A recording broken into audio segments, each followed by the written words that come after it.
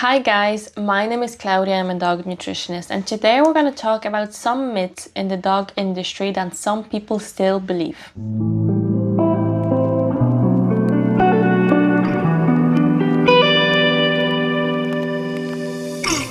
Number one myth that we have here is probably the biggest one, I would say, is that people still believe that kibble can clean your dog's teeth, which is not true.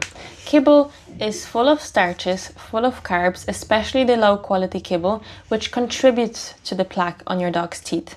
When you're feeding kibble that has fillers such as wheat, corn, and soy, it's gonna add to that plaque. What you actually have to do is either doing the mechanical brushing, which is you using a toothbrush with a doggy safe toothpaste on your pet's teeth, or you give your dog dental chews. And I'm not talking about the ones that are, recommended by vets or they have the certifications on them. I'm talking about actual bones, like if you have either dried bones like duck necks or chicken feet, or you can do the raw versions of them, or you can have ones that are like tendons where it gets in between the teeth and it actually helps scrape that plaque. But the best one is always brushing your dog's teeth. Myth number two is that dogs with kidney disease won't do well on a high protein diet, which is not true because this study has been flawed. This study was done on rats in the lab where the area was controlled, and it wasn't true because the rats still thrived on the higher protein diet.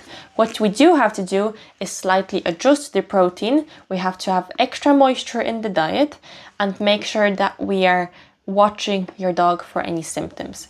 But dogs with kidney disease do very well on diets that have a higher protein amount.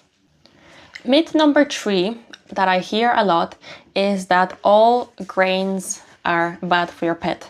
And when we're talking about ones like wheat, corn, and soy, they are bad for your pet. They're just fillers. They don't really add any nutrition in the food other than, bulking up the stools.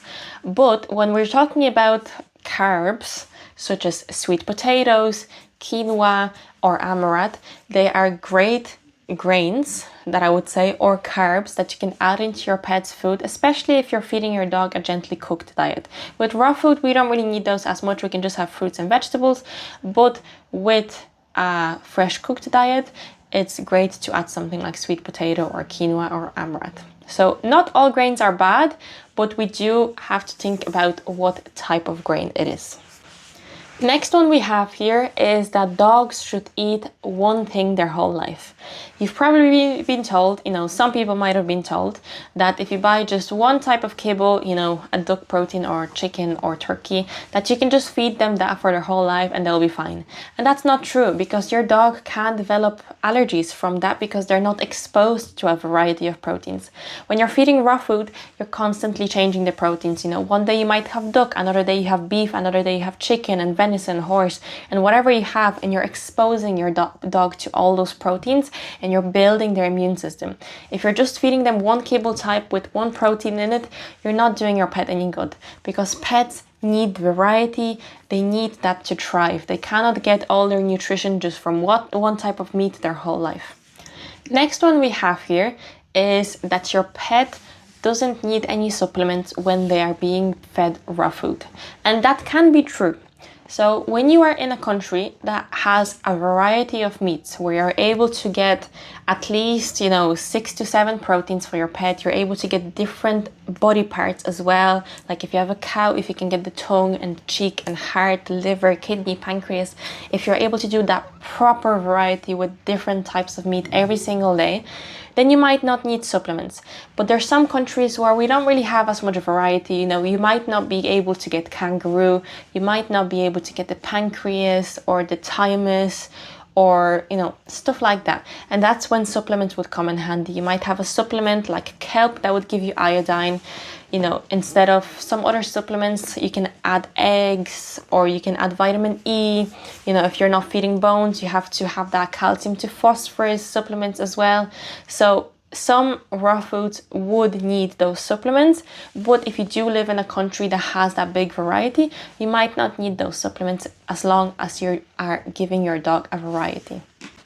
Myth number 6 is that dogs need grains to survive, and that's not true, because while dogs do have the gene, the AMY2B gene, to digest carbs and, starches such as wheat, corn and soy, they don't thrive on that. They thrive on a high quality diet with meat in it, and when it comes down to those filler grains, while they can digest those, they don't do the pet any benefits to their diet.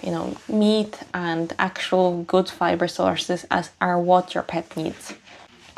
The last myth that we have here is that rice is good for pets. And while rice is an okay carb to give to your pet, it's not really that recommended. When you have white or brown rice, it does contain arsenic, which is not great for the pet, and it's just kind of like a filler for your pet. Your pet would thrive more on like sweet potato or quinoa or amaranth. So I always suggest that if you are feeding your dog rice, to switch it to at least a sweet potato, because it has more nutrients in it and it's better for your pet. But that's it for today's video. Thank you so much guys for watching, and let me know what you'd like to see next on this channel, and I will see you on the next one.